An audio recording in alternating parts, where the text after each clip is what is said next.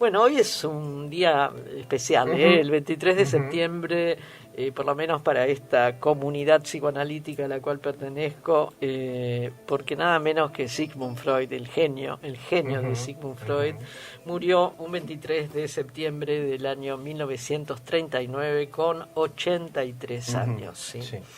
Así que me pareció pertinente en este día, también publiqué o posteé, creo que decís vos, en nuestro Facebook, algo y un audio con la voz de Freud, ¿no? Con un subtitulado, por supuesto, porque él hablaba en alemán. Bueno, me pareció que era oportuno, digamos, hablar de un tema tan caro al psicoanálisis, como este, del cual hemos hablado en otras oportunidades, pero en esta radio nunca, y además hace como más de un par de años que no hablamos de esto, que es el diván, el famoso diván. Si hay un objeto que cada vez que uno quiere referirse a un psicoanalista o al psicoanálisis, algún chiste gráfico, lo que fuera, lo primero que aparece es el diván y el analista sentado detrás del paciente. Es el símbolo del psicoanálisis, ¿sí? Es como un ícono que ahí donde hay un diván uno ya inmediatamente piensa en Freud, piensa en los analistas. La imagen de este mueble, que no es un mueble para el psicoanálisis, está indisociablemente ligada a Freud y a su genial descubrimiento, en realidad, ¿no? Es un elemento fundamental de la práctica psicoanalítica. Pero así como otros elementos fundamentales de esta práctica, como la interpretación, el señalamiento, el uso del silencio también, cualquiera de estos recursos técnicos que tiene el psicoanalista debe ser usado, implementado por alguien que tenga una sólida formación en psicoanálisis, ¿sí? El empleo de este famosísimo diván data de la época prepsicoanalítica, porque Freud, antes de comenzar con la práctica psicoanalítica y con la teoría psicoanalítica y con la técnica de esta disciplina, había practicado la hipnosis antes, ¿cierto? Y el empleo del diván data de esa época, que se llama pre-psicoanalítica, porque era la época de la hipnosis. No existía el psicoanálisis. No. Esto estamos hablando del siglo XIX, ¿no? De fines del siglo XIX, porque el comienzo del psicoanálisis se lo considera con la publicación del texto La interpretación de los sueños, que tuvo lugar en el año 1900, justito al comienzo del siglo XX. Los terapeutas, llamémosle del siglo XIX, que usaban la hipnosis como método curativo, recostaban a sus pacientes, Oscar, en un diván y se colocaban detrás de los pacientes y a veces le tocaban la frente, y le presionaban suavemente las sienes, por ejemplo, pero sentados detrás del paciente. Para inducir ese trance hipnótico con un determinado tipo de voz, etcétera, etcétera. Bueno, los resultados que Freud, que también utilizó esta técnica, pero los resultados que él obtuvo con esta técnica fueron bastante poco felices, bastante infructuosos, te diría. Mira. Con lo cual desestimó el uso de la hipnosis, pero sí conservó el uso del diván, en realidad. No es un mueble, como te dije antes, por lo menos no lo es para los analistas, para los psicoanalistas. Es una herramienta de trabajo. ¿Y quién puede dudar, Oscar, que como tal, como herramienta de trabajo, hay que saber usarla? ¿Cierto? Porque si estamos hablando de un martillo, hay que saber usar el martillo para no pegarte en los dedos, para no romper el clavo, para no partir la tabla, ¿cierto? Cualquier herramienta que es un útil del cual nos servimos para realizar una tarea, hay que saber usarla. El diván es una herramienta de trabajo y hay que saber usarla. ¿Por qué es importante esto del uso del diván? Porque lo primero que creo que nos damos cuenta, que lo que se priva usando el diván en esta distribución espacial, que está el paciente recostado en el diván y el analista sentado atrás de él, lo primero que nos damos cuenta es que se priva la mirada desaparece la mirada entre uno y otro, ¿cierto? Sí, sí. Yo hice terapia varias veces, varios años, el diván nunca. Ajá. Pero bueno, me imagino que depende del terapeuta que te diga, bueno, sí, mira, sí. Yo me creo que tiene que ver con la comunicación que tiene uno con el profesional. Porque, digo yo... Tiene que ver con varias cosas. Bueno, por ejemplo, si me da mucha vergüenza contarle algo y mirarlo a los ojos, prefiero quedarme de espalda y le hablo a la nada. Sí. Digo, esa puede ser una de las causas.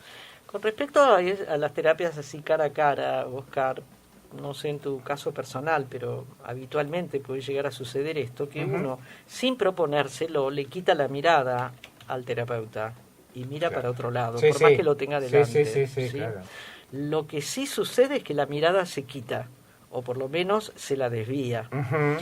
También con respecto al uso o no del diván en determinadas organizaciones de obras sociales o empresas de medicina prepaga, no está previsto el uso por justamente tema de espacio, por el espacio y porque cualquiera de estas opciones de salud tienen un tiempo limitado, ¿no? Claro.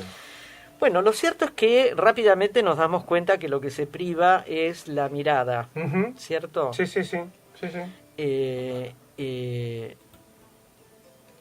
El no mirar al otro, el estar hablando, digámoslo muy fácilmente, muy popularmente, estamos hablando a la pared, estamos hablando a la ventana que tenemos delante, digamos, ¿no? La imagen del otro, ese que está atrás de mí, se desvanece. Claro. Porque como no lo veo, no lo miro, ¿sí? Se desvanece. Y ese desvanecimiento del otro que está detrás permite un pasito más allá por parte del paciente. ¿Sí? Vos viste que la mirada es algo muy pregnante. Uno queda cautivado a veces por la mirada del otro. ¿Sí? Disminuir eso es lo que facilita el uso del diván. Claro. Disminuir esta pregnancia. El empleo de este mueble, llamémoslo así, tiene dos características, ¿no? O favorece, por lo menos, mejor dicho, favorece dos características. Una es lo que tantas veces hemos hablado, que se llama asociación libre. Esto es cuando el analista le dice al paciente, bueno, hable de todo aquello que se le ocurre en la medida que se le va ocurriendo, trate de no privarse de nada, no censurar nada, etcétera, etcétera. Eso es una de las de las casi normas, podríamos decir, propias del psicoanálisis, que le corresponde al paciente. Y la otra es la tensión flotante. ¿Cómo es eso? Esta le corresponde al analista. ¿Tensión flotante o atención? Atención flotante. Atención flotante. ¿Sí? ¿Para qué tiene que estar tan atento el psicoanalista? Claro. ¿Para qué? En realidad. Vos viste que también hemos hablado de esto en otras oportunidades, pero lo podemos volver a hacer. Algo que es bastante común y que ya forma parte del vocabulario popular, que son los actos fallidos, los equívocos, los olvidos de nombres, equivocar un nombre, etcétera. Lo que ya comúnmente es un acto fallido. Ni siquiera es un acto, es un fallido, ¿sí? Hay un autor de ese acto fallido, ¿sí? Ese autor es el sujeto del inconsciente. No es el señor que está recostado en el diván, no es la señora que está recostada en el diván. No. Aunque esto parezca como un fantasma de lo que yo estoy hablando. No, pero es cierto, claro. Porque uno no lo dice conscientemente. Habla algo por dentro de uno y sale y lo dice. Habías dicho en algún momento que no solo la palabra es un acto fallido. No. ¿Qué otros ejemplos?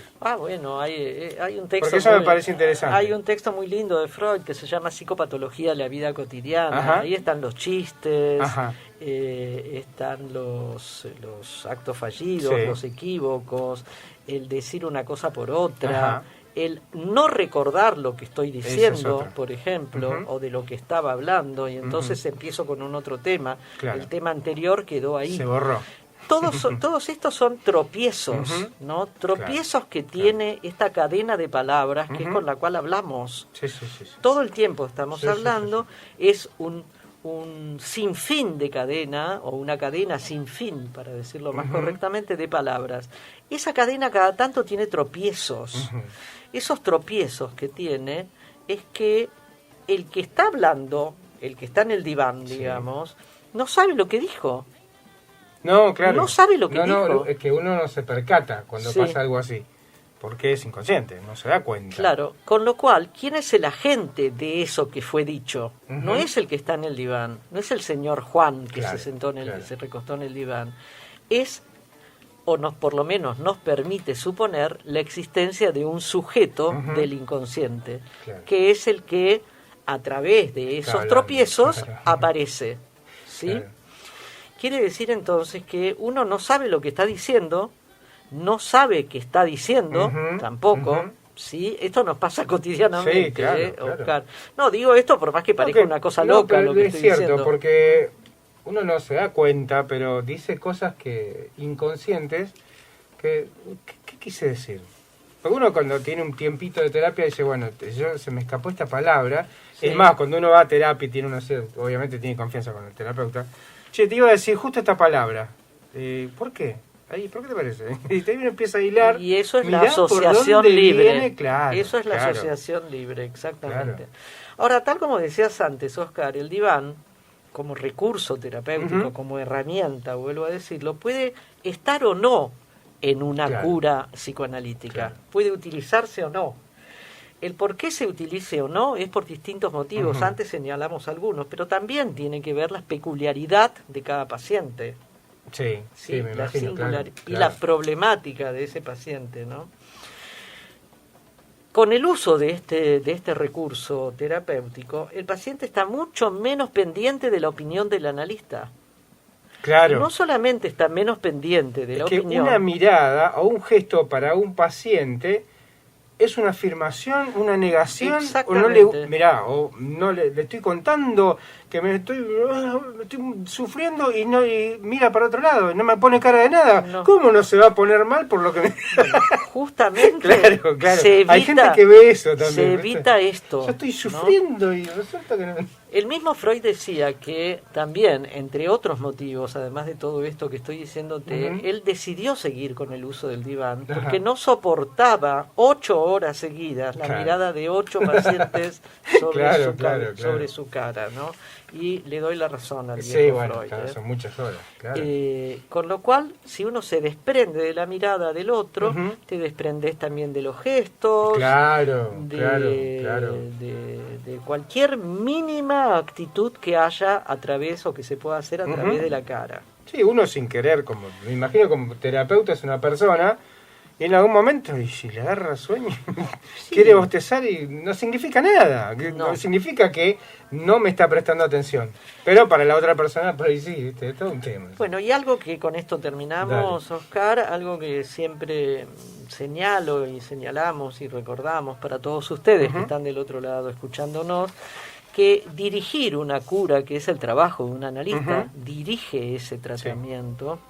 No es que está dirigiendo al paciente. No, es un gran tema ese. Quienes guían ese tratamiento son estas formaciones del inconsciente que te comentábamos recién, los olvidos, los fallidos, los chistes, los sueños, ¿sí? Esas formaciones del inconsciente, todos estos tropiezos que aparecen en la cadena de palabras, ¿sí? En esa asociación libre, nos organizan a los analistas, a los psicoanalistas, organizan nuestra escucha, porque ahí donde se produjo un tropiezo, por más mínimo que sea, algo está significando. En cambio, Oscar, hay algunas prácticas que yo considero bastante livianas y muy poco rigurosas en realidad, donde en lugar de ser las formaciones del inconsciente y el discurso del paciente, ese sinfín de palabras que se suceden, los que dirigen el tratamiento, contrariamente a esto, el analista dirige al paciente. Claro. ¿De qué manera? Diciéndole qué tiene que hacer, sugiriéndole esto, aconsejándole lo otro, etcétera, etcétera. Algo que nada tiene que ver con una práctica psicoanalítica. Bueno, me parece que con todo esto queda claro por qué es importante el uso del diván o por qué es necesario. Ahora, si me agarra sueño el diván, ¿puedo dormir? ¿O no me deja dormir? No.